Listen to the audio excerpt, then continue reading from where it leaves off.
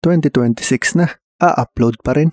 This is Llanera. This is Llanera. Kumakaway pa rin si Charlene.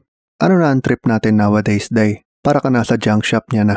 Di kasi mauumay ka rin kung nakakulong ka lang sa kusina o computer. Gusto mo din makakita ng tao. So natripan lang ni Charlene magbenta sa junk shop ng leche flan. Magbenta ng leche flan. Ano ang detalye? Saan mabibili? Lagay na lang siguro namin sa comments o description. Baka mamaya pag sinabi ko sa video at mapanood 100 years from now, baka may umorder pa rin. Ano na ba nangyayari? Alam niyo na to, sus? Magtunaw lang ng sugar para sweet na nga, in heat pa.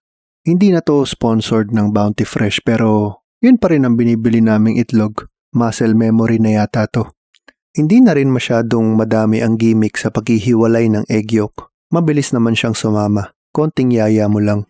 Parang yung tropa mo na mabilis sumama sa outing kahit walang pera. Walang biro. Magi-scramble tayo ng puro yolk lang.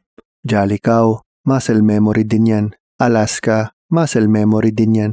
Itong mga brands na to ang mga tinatawag kong QC o Quarantine Companions. Okay, ano nang next sa ating fantastic family cooking show? Ayun, strainer. Napakadami ng strainer sa kusina namin at hindi ko na maintindihan. Pakainin mo lang ang lahat ng Llanera at takpan ng foil.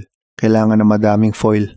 Make sure na sa supermarket ka bibili ng madaming foil at hindi sa random na sari-sari store para hindi awkward. Yun na. Tapos, steam mo na para lang dumplings.